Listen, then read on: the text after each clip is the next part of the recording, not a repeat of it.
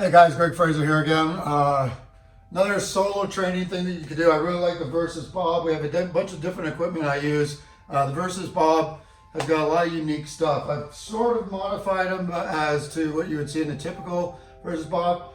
We do use a lot of equipment, so just for the wear and tear, you'll see a lot of my equipment will have the headgear because when we're using blades and all that type of stuff, it's easier, sticks or whatever, it's easy to cause damage to the face and the targeting areas. I've also sort of put gloves on to give it a little more realistic effect when we're doing for the boxing section. If I have weapons, I can put a stick in the hand and so on, that type of stuff. Along with this, I've brought his elbows in because he's more like way out here when you first start with Bob. So this one, I have two positions I can go. We can work on working some hand movements as you're in this. You can see here I've also added additional strike areas as well, so we don't always damage the legs as well. So as I'm working here, we've got these gloves put on. He tucks in nicely, give you a nice little protection position. In this now, I can work on passing this guard, okay? So I work on getting in and through, up and overs. When I deliver, strike, catch, okay? Strike again. All of these types of things that I'm doing. Working on bouncing off your techniques. I'll adjust this a little more so you can see it, okay? So as I'm going in, I can work my angles here. I can trap those arms. For you guys that are getting into grappling, you don't need to only just to deliver strikes. You may want to get control of your opponent at the same time. The beautiful thing about the Bob series of equipment is that you've got the facial structure, so you can also work on dotting the arm or eye, crossing the teeth, doing that type of stuff. So you can work your targeting right in here, okay? A couple things I would say. Practicing where you're using these up and overs, okay?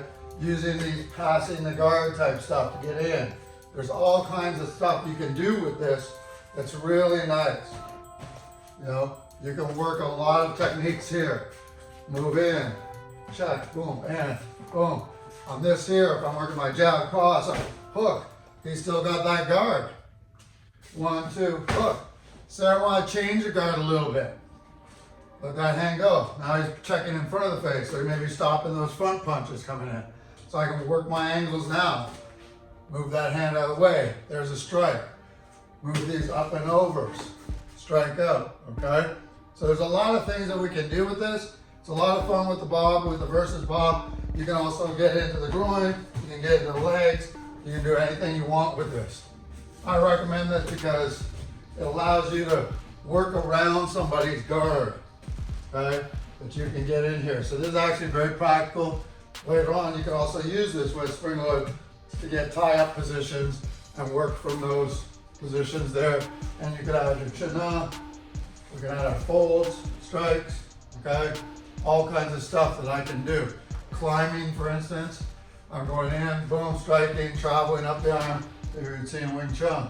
Somebody blocks, use that to catch, boom, pull yourself in, especially if they're stiff. I can reload myself, I can bring myself into those strikes. I like the stance right here because he does give a little bit of a rock. I have the Kuoshu thing, so I'm not always just smashing here. We can do that, it doesn't damage the equipment as bad. All right, I can go a little harder. So as I'm moving around, okay, you can control, you can get inside with those elbows. I like these. You can use a little bit of that wing tuck Chun style. Okay, cross over, get into your locks. And with these bands, it gives that return as well, rather than just going to this open position. There's a little tip you guys can do, just tie up, bring the arms in. You can adjust positions. If you put the gloves on, they'll typically stick to the head or they'll stay in front, and you can work on moving past that guard.